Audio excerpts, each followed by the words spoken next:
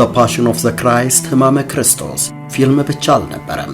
ርዕደ ሆሊውድን የቀሰቀሰ ዘመናዊ ሽሬ ክስተት እንጂ የተመልካችን ልብ ሰቅዘው የሚይዙ እጅግ ዘግናኝ ተከታታይ ትዕይንቶች፣ ውስጥን በሐዘን የሚያደሙ እንግልቶች፣ ዓለምን ለሁለት የከፈለ እውነታ፣ ከደምና ግርፋቱ ትዕይንት ጀርባ የነበሩ ውጥንቅጦች ናቸው ተሰድረው ዘ ፓሽን ኦፍ ዘ ክራይስትን ከፊልምም ፊልም ያደረጉት። በ127 ደቂቃዎች የኢየሱስ ክርስቶስ የመጨረሻ ሰዓታት ተዘክረውበታል።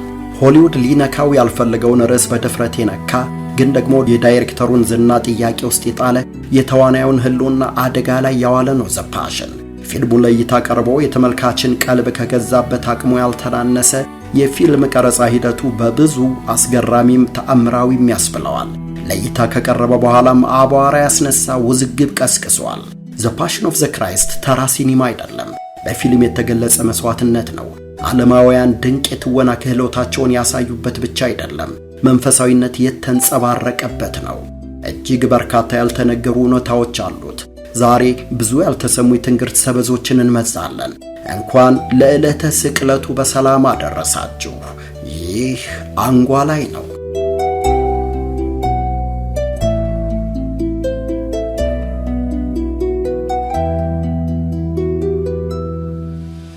ሜል ጊብሰን ሲተውን አንጀት አረስ፣ ሲያዘጋጅ ልብ አረስረስ ለመሆኑ የጥበብ ትሩፋቶቹ ይመሰክራሉ። ብሬቨርት ላይ የስኮትላንድ ነጻነት ፋና ወጊ አርበኛ የሚባለውን የዊሊያም ዋላስን ገጸ ባህሪ በመጫወት ከ690 ዓመታት በኋላ ሰውየው ግዘፍ ነስቶ ነፍስ ዘርቶ ዳግም የመጣ ያህል እንዲሰማን አድርጎ ወክሎታል። አሜሪካኖቹ የነጻነት ጦርነት በሚሉት ዘመን የተከወነውን እውነታ በዘከረበት ዘ ፓትሪዮት ፊልም ላይም ኮሎኔል ቤንጃሚን ማርቲንን ሆኖ በመተወን የተሰጠውን ኃላፊነት በድንቅ ብቃት ተወጥቷል። ፊልሙ የሜል ጊብሰንን ዝና ጣሪያ ደርሷል። ለአዘጋጆቹ ደግሞ $215.3 ሚሊዮን አጉርሰዋል።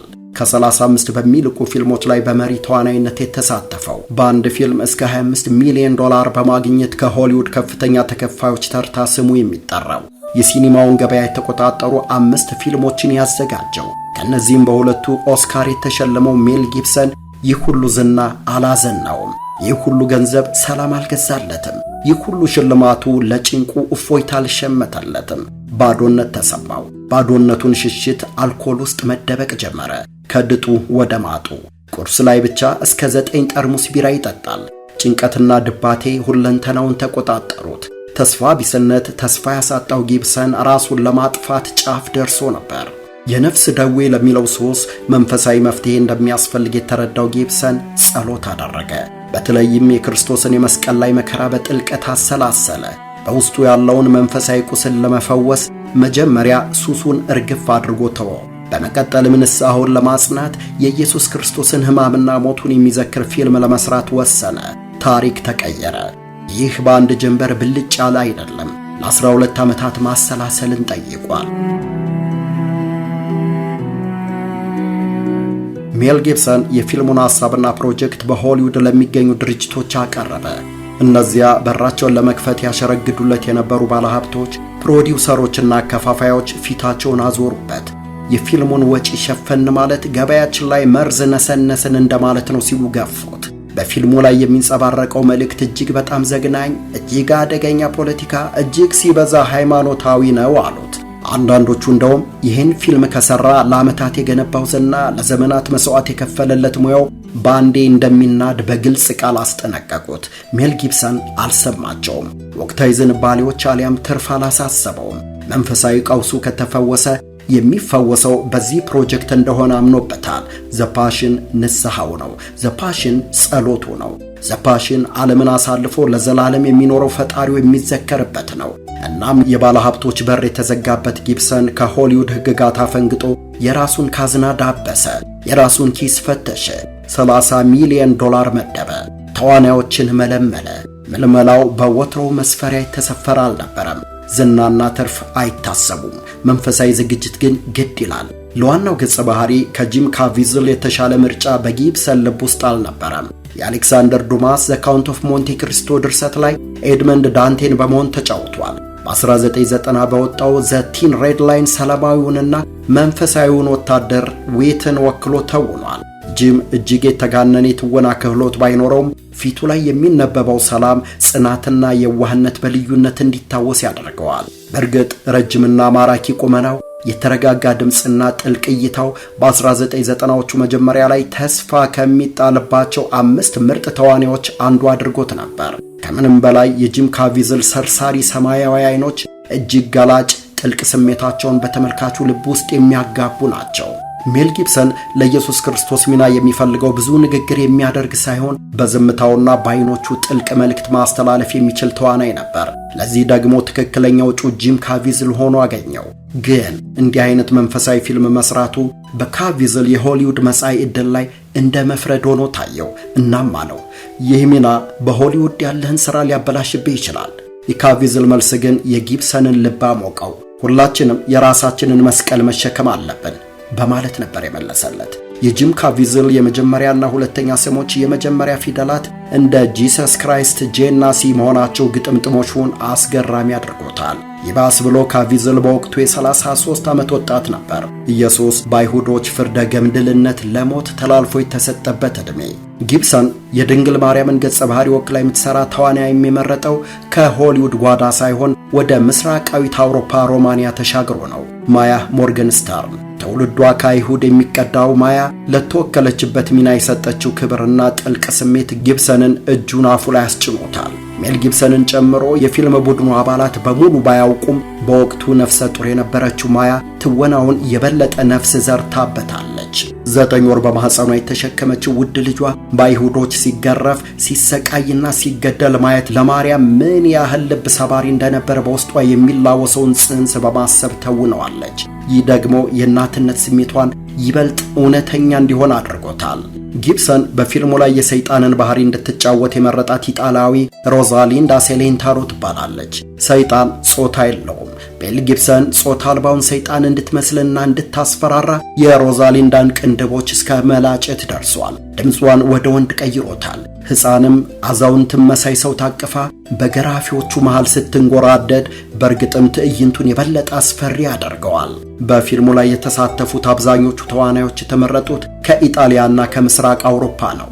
አንድም የፊት ቅርጻቸውና መልካቸው ከአይሁዶች ጋር ይመሳሰላል። ሁለትም በላቲንና በአራማይክ ቋንቋዎች እንዲናገሩ ስለሚፈለግ ለቋንቋው ቅርብ ያደርጋቸዋል። ጊብሰን በፊልም ውስጥ ኢየሱስ በምድር ላይ ሳለ አገሬው ይጠቀምባቸው የነበሩ አሁን ላይ የጠፉትን ላቲን እና አራማይክን ሕይወት ዘርቶባቸዋል።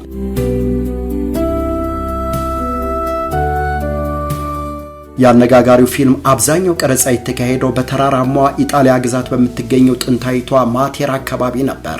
በእርግጥም ማቴራ የያኔዋን ኢየሩሳሌም የሚያስመስሏት በርካታ ነገሮች አሏት። ለዚህም ነው ሁለተኛዋ ኢየሩሳሌም መባሏ። ለዚህም ነው ለበርካታ የኢየሱስ ክርስቶስ የስቅለት ፊልሞች ምቹ ቦታ የሆነችው። መልክዓ ምድራዊ አቀማመጧ፣ የድንጋይ ቤቶቿና ፍልፍል ዋሻዎቿ፣ ጠባብ ጠመዝማዛና ባለደረጃ መንገዶቿ እውነትም ሁለተኛዋ ኢየሩሳሌም ቢያስብላት አይገርምም። ግን የበለጠ መመሳሰሏን ፍጹማዊ ለማድረግ ጊብሰን እያንዳንዱን የከተማዋን መተላለፊያ መንገዶች ለክህደት፣ ለፍርድና ለስቅለት መድረክነት በመለወጥ በብዙ ደክሟል። ወደ አሸዋማና አቧራማነት በመቀየር ዘመኑን ለመከለስ ሞክሯል። የአካባቢው ነዋሪዎች በትወናው ላይ እንዲሳተፉ ተደርጓል። 4 የቀረጻ ወራትን የወሰደው ዘ ፓሽን ኦፍ ዘ ክራይስት ሲጠናቀቅ ዓለም ለማየት ተረባረበ። ያከስራል የተባለው ፊልም ከ612 ሚሊዮን ዶላር በላይ በመሰብሰብ በታሪክ ከፍተኛ ገቢ ካስገኙ ሃይማኖታዊ ፊልሞች በቀዳሚነት ተቀመጠ። ከእንግሊዘኛ ውጭ በሆነ ቋንቋ ከተሰሩ ፊልሞችም በገቢ ደረጃ የሚስተካከለው አልተገኘም። ክርስቶስን አዳኝ አድርጎ ለሚያመልከው ክርስቲያን ፊልሙ ከፊልም በላይ ነበር። እምነቱን አጽንቶለታል። የክርስቶስን ሕማምና ሞቱን በማሰብ ክርስትና በፈተና የሚፈተኑበት ግን ደግሞ ዘላለማዊ ሕይወት የሚያገኙበት መንገድ ነው የሚለውን እሳቤ አጠንክሮለታል። በላቲን አሜሪካ የሚገኙ አብያተ ክርስቲያን የፊልም መግቢያ ወጪዎችን በመሸፈን ጭምር ምዕመኑ እንዲያዩ አደረጉ። አዳራሾች ሞልተው ዳስ እስከ መጣል ደረሰ። የክርስቶስን ግርፋትና ሕማም በማየት እንባውን የማያፈስ አልነበረም። ስቅለትና ሞቱን በመመልከት ደረቱን የማይደቃ የለም። የኔን ኃጢአት ለመደምሰስ ሞት የከፈለልኝ አምላኬ ይመስገንልኝ የሚል የተስፋ ቃላት የሚሰነዝሩትም ቀላል አይደሉም። ፊልሙ በክርስትና እምነት ተከታዮች ዘንድ ተቀባይነት ከማግኘት አልፎ ማስተማሪያ፣ በየዓመቱም ስቅለቱን አስመልክቶ የሚታይ ተወዳጅ ሥራ ቢሆንም አይሁዶችን ማስቆጣቱ አልቀረም። ብዙ የአይሁድ ድርጅቶችና መሪዎች አይሁዶች ለኢየሱስ ሞት ተጠያቂ ናቸው የሚለውን ጥንታዊና አደገኛ አመለካከት ያጠናክራል በሚል ፊልሙን በጽኑ ተቃውመውታል። ኒውዮርክ ታይምስ እና ዘ ጋርዲያንን የመሳሰሉ ዋና ዋና የዜና አውታሮች ግልጽ ጦርነት ከፈቱበት። በተለይ በፊልሙ ላይ የአይሁድ ካህናትና ሕዝቡ ኢየሱስ እንዲሰቀል ጲላጦስን ሲያስጨንቁ የሚያሳዩ ትዕይንት አይሁዶችን በክፋት እንዲሳሉ አድርጓል በሚል ክስ አቀረቡበት። ግን በሊቀ ካህኑ ቀያፋ ግቢ ክርስቶስን ለማስገደል ተንኮል አልተደወለተም? ይሁዳ በ30 ዲናር ጌታውን አሳልፎ ለመስጠት አልተስማማም? ጻፎች ፈሪሳውያን ያለበደሉ ኢየሱስን አልከሰሱትም? ክርስቶስ መልኩ እስኪጠፋ ሥጋው ካጥንቱ እስኪለያይ ደሙ እንደ ጅረት እስኪፈስ የሰው ልጅ ሊቋቋመው ከሚችለው በላይ ግርፋት አልተገረፈም? ከጲላጦስ ችሎት እስከ ጎልጎታ ከ800 ሜትር ያላነሰ ርቀት ከ100 ኪሎ ግራም በላይ የሚገመት መስቀል ተሸክሞ አልተጓዘም? እግርና እጆቹ በሚስማር ተቸንክረው በወንበዴዎች መካከል አልተሰቀለም? ውሃ ሲጠይቅ ኮምጣጤ በሰፍነግ ሞልቶ አላቀመሱትም? ጎኑ በጦር አልተወጋም? በመስቀል ላይ ሳለ ሕይወቱ አላለፈም? ፊልሙ እጅግ ዘግናኝ የሆኑ የግርፋትና የስቅለት ትዕይንቶችን መያዙ ለበርካታ ተመልካቾች መጨነቅ ምክንያት ሆኗል በማለት የሚተቹ አሉ። እነዚህ ወገኖች ተመልካቾቹ ከሲኒማ ቤት ወጥተው ከመሄድ አንስቶ ራሳቸውን እስከ መሳት የደረሱበትን አጋጣሚ በማንሳት ጊብሰንን ይወቅሳሉ። ፔጊ ሎ የተባለች የ56 ዓመት እመቤት አሜሪካ ዊቺታ ካንሳስ በሚገኝ ሲኒማ ቤት ውስጥ ፊልሙን እየተከታተለች ነው። በስክሪኑ ላይ የስቅለቱ ትዕይንት በሚታይበት ወቅት ድንገት ልቧ ሥራ ቆመ። ሆስፒታል እንደደረሰችም ሕይወቷ አለፈ። መገናኛ ብዙሃን አጋጣሚውን አራገቡት። የነፍስ አባቷ ግን በቴሌቪዥን ቀርበው የክርስቶስን ሕማምና ሞት ለማየት ሲኒማ ቤት ሄደች፣ ከሱ ጋር አብራ ሞተች ነበር ያሉት። ሆሊውድም ዳይሬክተሩ ሜል ጊብሰን እና ዋና ተዋናዩ ጂም ካቪዝል ላይ ጥርስ በመንከስ ጥቁር መዝገብ ላይ አስፈሯቸው ነበር። ቀድሞውኑ እንደተፈራው በተለያዩ ፕሮጀክቶች እንዳይሳተፉ ተገፉ። ጂም ካቪዝል ለረጅም ጊዜያት በትላልቅ የሆሊውድ ፊልሞች ላይ የመሪነት ሚና እንዳይሰጠው ተደረገ። ሜል ጊብሰንም ለዓመታት ከሆሊውድ እስከ መገለል ደርሷል። አንዳንዶች ዘ ፓሽን ኦፍ ዘ ክራይስት የፈጠረውን ትልቅ ተጽዕኖ ለመቀልበስ ጸረ ክርስቲያን ወገኖች ፕሮጀክት ቀርጸው እስከ መንቀሳቀስ ደርሰዋል የሚል የሴራ ትንታኔ ውስጥ ይገባሉ። ለዚህም ማሳያ የሚያደርጉት እንግሊዛዊውን ዳን ብራውንን ነው። ዘ ዳቪንቺ ኮድ የሚለውን ድርሰቱን ወደ ፊልም በመቀየር የኢየሱስን ሕማም ስቃይና ሞት ለማደብዘዝ ሞክረዋል ሲሉ ይከሳሉ እነዚህ ወገኖች። ምንም እንኳ የዳን ብራውን ዘ ዳቪንቺ ኮድ መጽሐፍ ቀድሞ ቢታተምም በዓለም ዙሪያ እጅግ ዝነኛ ሆኖ ከፍተኛ ሽያጭ ያስመዘገበው ግን በ1998 ወደ ፊልምነት ከተቀየረ በኋላ ነበር። ዘ ፓሽን ኦፍ ዘ ክራይስት ለእይታ ከቀረበ ከ2 ዓመት በኋላ ማለት ነው። ዘ ፓሽን ኦፍ ዘ ክራይስት ፊልም ሥራ ላይ ስላጋጠሙ አስገራሚ እውነታዎች ጥቂት እንበል። የፊልም ሥራው ከተጀመረበት ጊዜ አንስቶ አስገራሚ ነገሮች በተደጋጋሚ ማስተዋላቸውን የቀረጻና የትወና ቡድን አባላቱ ባይናገሩትም በውስጣቸው ያብሰለስሉታል። የተረጋጋው የማቴራ አየር ቀረጻ ሲጀመር ድንገት ይመሰቃቀላል። ፀሐያማ ጠዋቶች በደቂቃዎች ዕድሜ ወደ ጨለማ ሰማይ ይቀየራሉ። ከየት መጣ ሳይባል ድንገት ብርሃናማው ሰማይ ፀሐያማው ማቴዳ በኃይለኛው የነፋስ ሽውታ ይዋጣል። በነፋሱ ኃይል ድንኳኖች ከመሬት ይነቀላሉ። ከባድ የብርሃን መሳሪያዎች ይገለባበጣሉ።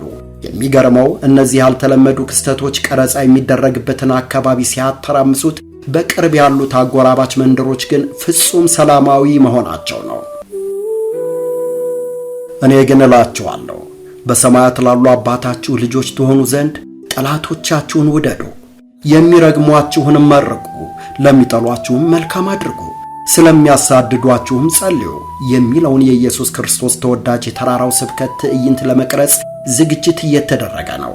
የማቴዳ ሰማይ በንጋት ብርሃን ተሞልቷል። የድምፅ ባለሙያዎች ማይክሮፎናቸውን፣ የካሜራ ሰዎች ካሜራቸውን ሲፈትሹ ካቪዝል ወደ ኮረብታው ማቅናት ጀመረ። ድንገት ግን ቀላሉ አየር ከበደ። ካቪዝልን አንጋጠው ተመለከቱት። ከራሱ በላይ የተንጣለለው ሰማይ ጥቁር ደመና አርግዟል። በዚሁ ቅጽበት ሰማዩን ለሁለት የሰነጠቀ አካባቢውን ባስደንጋጭ ድምፁ ያራደ መብረቅ ወረደ። ካሜራዎቹ በቅጽበት ጠፉ። ሰራተኞቹ በፍርሃት ጮኹ። መብረቁ ካቪዝልን በከፊል መታው። ጸጉሩ በእሳት ተያያዘ። ካቪዝል አጋጣሚውን እንዲህ ሲል ነበር የገለጸው። ልክ መብረቁ ሲመታኝ ሰውነቴ በብርሃን ተሞላ። በጆሮዎቼ በኩል እሳት ሲወጣ ይታይ ነበር። ለጥቂት ሰከንዶች ያህል መላ ሰውነቴ እንደ ፋኖስ አበራ። ያም ሆኖ ጂም ካቪዝል ምንም እንዳልተፈጠረ ቆሟል። ረዳት አዘጋጁ ዣን ሚሸልኒ ካቪዝልን ለመርዳት ወደ ኮረብታው ሮጠ። ነገር ግን ልክ ከጎኑ እንደደረሰ ሁለተኛ መብረቅ በዚያው ቦታ ላይ ወረደ። በአንድ ደቂቃ ውስጥ ሁለት መብረቆች በአንድ ቦታ ላይ። ክስተቱ ሁለቱንም ወደ መሬት ወረወራቸው። ሰራተኞቹ በድንጋጤ ደንዝዘው እርስ በርሳቸው ተያዩ። እንዲህ አይነት ነገር የመከሰት እድሉ ከዜሮ በታች ነው ይላሉ ፉልሚኖሎጂስት የሚባሉት የስነ መብረቅ ምሁራን። አሰቃቂ ጉዳት የጠበቁት የሕክምና ባለሙያዎች በፍጥነት ወደ ስፍራው ደረሱ። ሁለቱንም በሕይወት አገኟቸው። ልብሶቻቸው በጥቂቱ ከመቃጠሉና አየሩ በኦዞን ጠንካራ ሽታ ከመሞላቱ ውጭ ምንም አይነት አካላዊ ጉዳት አላስተናገዱም። ከእንዲህ አይነት የመብረቅ አደጋ የተረፈ ሰው አጋጥሟቸው የማያውቀው የሕክምና ባለሙያዎቹ አይናቸውን ማመን ቸገራቸው። ከዚያ ቀን በኋላ የቀረጻ ባህሉ ተለወጠ። እያንዳንዱ ቀን በጸሎት ይጀመራል። ቤተክርስቲያን ረግጠው የማያውቁ ቴክኒሻኖች ካሜራውን ከማስነሳታቸው በፊት መስቀለኛ ማማተብ የተለመደ ተግባራቸው ሆነ።